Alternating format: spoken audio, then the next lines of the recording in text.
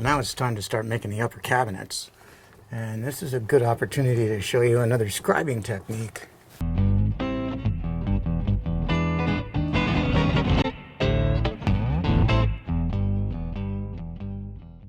going to take a piece of 1/4 inch scrap, just like I've been doing everywhere. I'm really into this 1/4 inch, and if you look at this sensor here, it's pretty square to the edge of the wall here, and it's pretty level. And what I want to do is I want to hold this scrap of plywood up so that it's kind of parallel to this and parallel to this surface here too. I can't see too much of this surface, but I can see a lot of that. And there it is, about right there. So this is my first scribe. And I'm anticipating I'm probably going to have to make like maybe 2 or 3, who knows. But I'm using my big compass here for this because it's a big spread and my little scribes wouldn't be very accurate. And I've got them spread apart so that they're just touching the top of this plywood at the largest gap. And the same back here. Oh look, that gap's even bigger. So I think I'll spread them a little bit further so that they'll hit that right there. Right there we go. So I'll just take this much off, and I don't want to take that much off the top. I want it to die right there at that very tip. So the top I'll scribe at a different amount because I kind of want it to end up right there at the tip. So there's the first scribe, and I'm holding my scribes plumb, at least as close as I can to follow that edge. And now on this one, I'm going to hold my scribes level and come up that wall. And the same thing, I kind of want to die, or what we call zero out, right at the end of the board. And there is that one. So someplace in there is going to be my final fit. And it'll take a couple more times cutting and fitting this before I get it right. So after the second cut, I can now get it on top of that sensor and hold it parallel to this edge. So the whole thing's going to be easier, and I'm much closer. So I can use my small scribes. I'll just pull that lead in a little bit. And right up here, I just want to zero out right there. So there's my first flat cut. There's the second one. Here's the third one.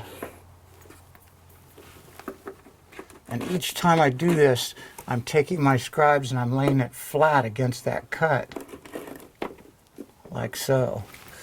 And I'm going to have to move this back to the wall. So we're going to have to take off more in this area, right in here, where it's hitting the wall in the back, and not quite as much at the top. So it's somewhere in there. This is kind of an intuitive thing. I don't want to take the same amount off back here that I'm taking off up here, and I don't want to take the same amount that I'm taking off up here back here, because I want this to slide back in this direction and go up just a little bit. So you have to kind of intuitively look at this and say which one of these is going to stop me, which surface is going to stop me from moving in this direction or moving in this direction. So I'll cut it again. I'll probably end up cutting this maybe 4 times till the pattern fits perfectly. And who cares how many times it takes to get that? Here's one of the most useful tools for a finished carpenter. Let me get off any old lines that were on here so we get a fresh start. And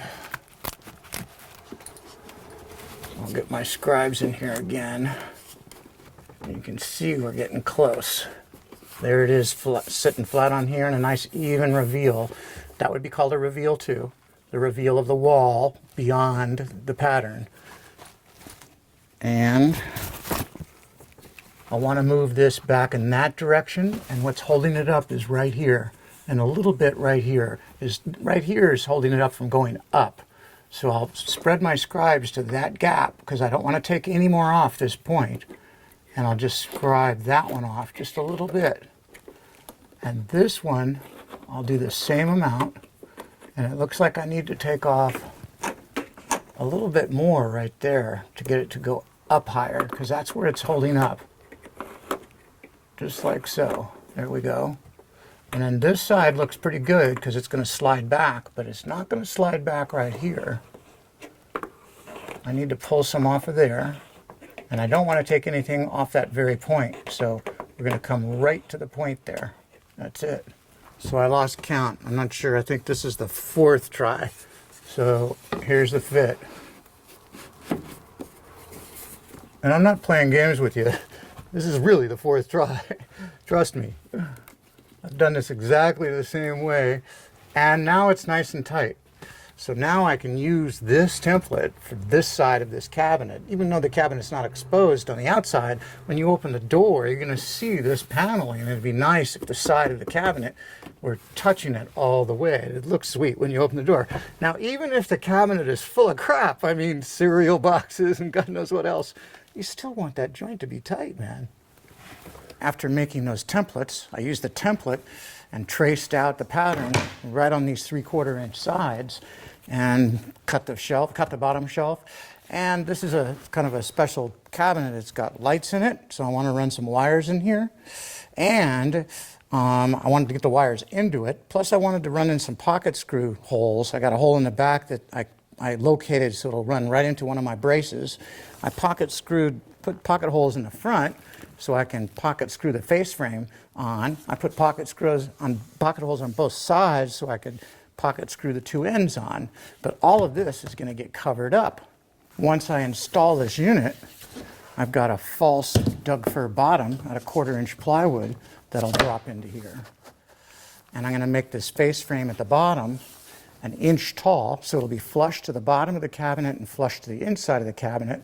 And I'll make both of these side rails exactly the same dimension, 1 inch, so they match. But across the top, I haven't quite figured that out yet. I think I'm going to put a spring-loaded latch in the door, because the door is going to swing down and end up becoming a shelf when it's open.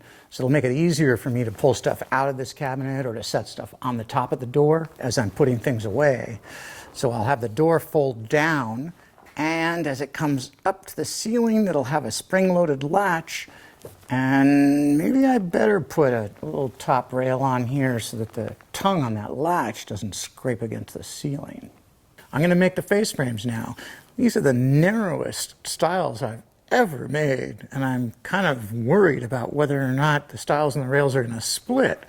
But let's see how we do. They're only 3/4 of an inch wide, and they're slightly thicker than that, so I put a piece of blue tape right here. See, I could tell which side got the pocket hole in it. So I'm going to align this 3/4 inch stile with this cut each side. It'll center it right in the bit. You could do this with a regular Craig bit. And there's a perfectly centered pocket hole.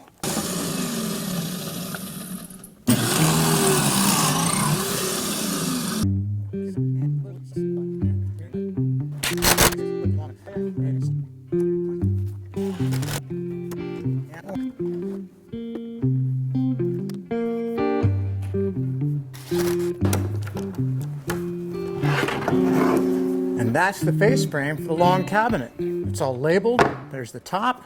And all I gotta do is take a couple of shims and put them on top of this brace. And then stand it up. And there we go. And that'll push it up to the ceiling. And I'll come around to this end and shim it up at the cabinet. Before I do that, I think I'll put a screw in here just to make sure yeah, it's nice and snug to the ceiling right there. So I think I'll drive a screw in there right now. That'll hold it. That's it. Yep, that's nice.